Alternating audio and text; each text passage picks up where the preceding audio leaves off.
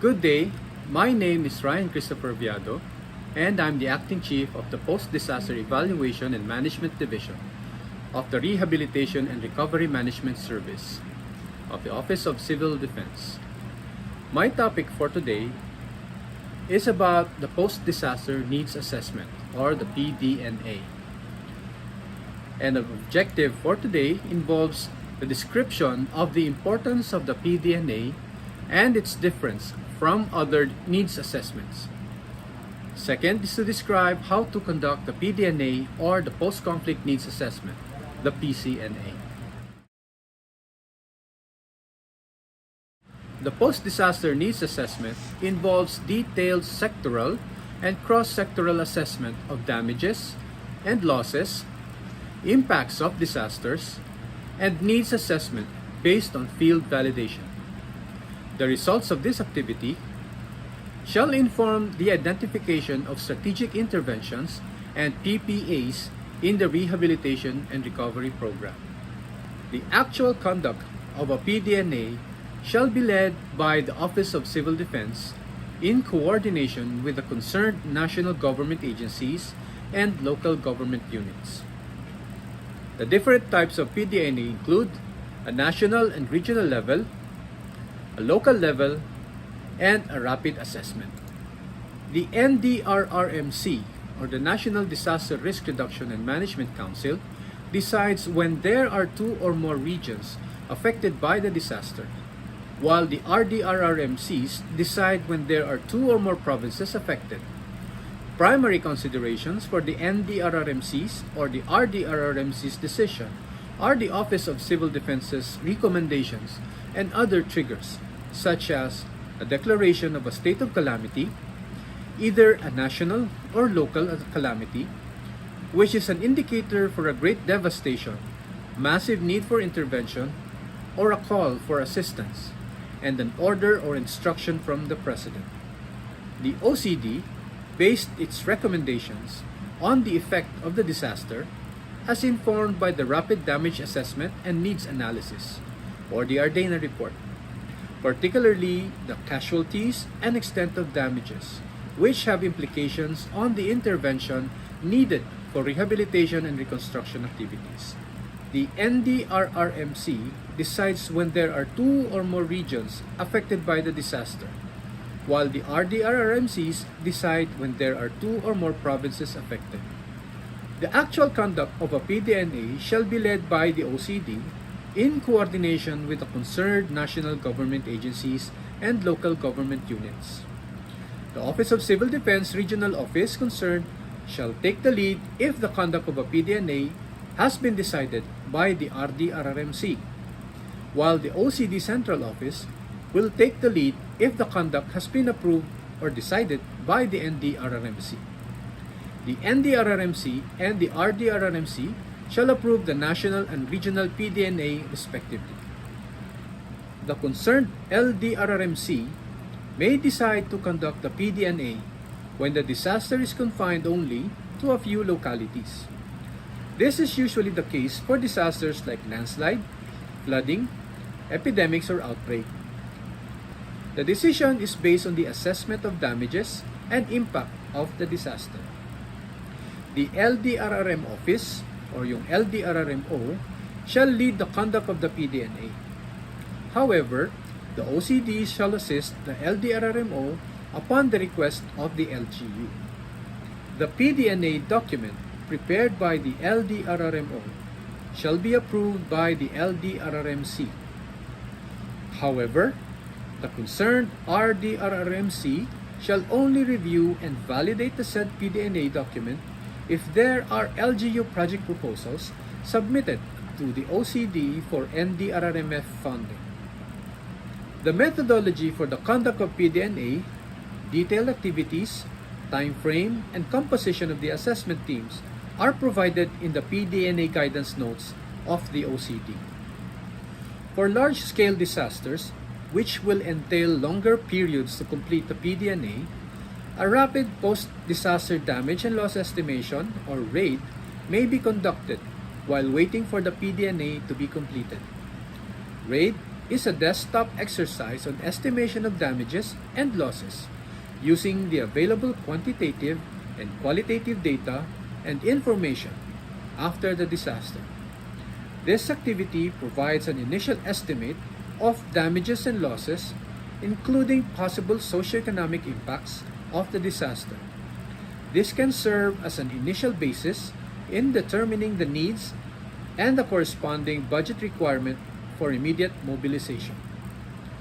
Hindi po ito ang final PDNA report. Ito po ay pasimula lamang nang sa gayon ay masimulan na rin kaagad ang pagpaplano para sa rehabilitation and recovery. Ito ay magbibigay lang po sa atin ng mga figures or initial figures kung saan maaari na tayo magsimula na magsagawa ng mga plano. At ito ay magiging basehan natin para makapanghingi ng tulong sa national government at sa ating mga development partners. Ito pong table na to, makikita natin, ay magbibigay ng comparison ng RAID at saka ng PDNA at RDNA. Sa RDNA, makikita po natin, ang lead ay OCD. At ang pagsasagawa nito ay mandatory based on the triggers provided in the NDRRMC Memorandum Circular No. 25 Series of 2014. Ang RAID ay ginagawa ng NEDA, pero again, ito ay isang optional lamang. Ang PDNA ay mandatory, ganun din based on the following triggers: declaration of a state of calamity, either national or local, and an order or instruction from the President. Ang proseso sa pagsasagawa ng RAID ay isang desktop assessment lamang. Sa RDNA, ito ay kombinasyon ng desktop assessment at saka ng field validation. Ang PDNA ay pinagsama ring desktop assessment at field validation. Ang coverage ng RAID ay initial damage and losses, overall economic impact, and rehabilitation and recovery needs. Ito rin ay mayroong accounts for damages and losses of both the public and private sectors. Sa RDNA, ang coverage nito ay ang initial damages and immediate relief and response requirements.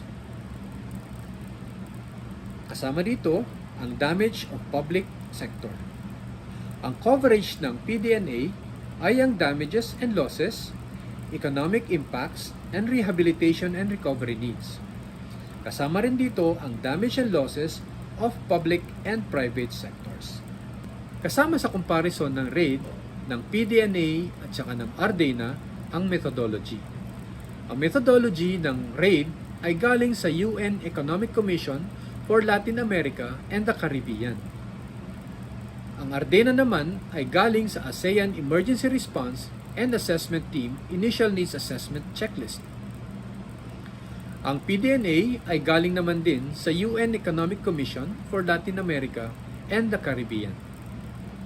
Ang dataset or information galing sa RAID ay ang secondary data, katulad ng official statistics at mga situational reports. Ang dataset naman ng RDNA ay galing sa primary data mula sa survey of disaster site, secondary data, maaaring demographic profile, at saka socio-economic profile. Sa PDNA, ang dataset or information ay galing sa primary data, maaaring mula sa interviews and survey of disaster site, secondary data mula sa official statistics at situational reports. Isang maikling kwento kung paano sinagawa ang RAID noong panahon ng Yolanda ay matatagpuan sa Box 3. Due to the severity of the impact of Typhoon Yolanda, a RAID was conducted to facilitate immediate rehabilitation and recovery process for areas affected by the disaster, and immediate activities needed to restore normalcy. This was done within a month of the disaster using baseline data as reference against the best qualitative and quantitative post-disaster data available. The assessment informed the conduct of a PDNA and the creation of the Rehabilitation and Recovery Program. It served as the immediate basis for the resource mobilization and coordination of local and international assistance. NEDA took the lead in the conduct of this activity in coordination with concerned agencies using an internationally recognized post-disaster assessment methodology.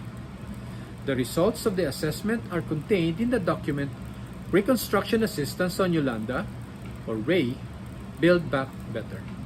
In the case of armed conflict, a post-conflict needs assessment shall be undertaken instead of a PDNA.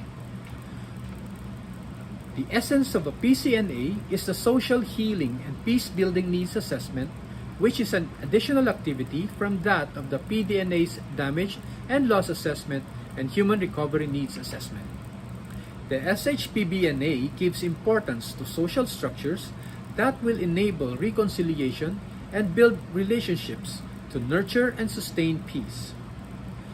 The results of the SHPBNA informs the design and delivery of interventions that are meant to address or contribute to addressing the key driving factors of conflict and prevent recurrence. The PDNA should have the following contents. 1.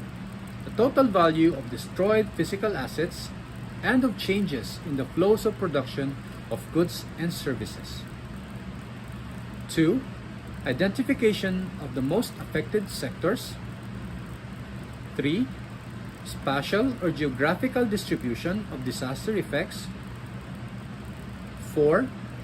Impact of disaster at macroeconomic, sectoral, and at the personal or household levels. 5. The recovery framework. 6. Estimation of post-disaster needs for recovery, reconstruction, and disaster risk reduction measures. In summary, the post-disaster needs assessment involves a detailed sectoral and cross-sectoral assessment of damages and losses, the impacts of disaster, and needs assessment based on field validation. The results of the PDNA can identify strategic interventions and also the programs, projects, and activities in the rehabilitation and recovery program. Remember, the PDNA is the basis for the development of the rehabilitation and recovery plan. Kapag wala pong PDNA, mahihirapan po tayong gumawa ng isang masinsin na plano tungkol sa rehabilitation at recovery. Maraming salamat po.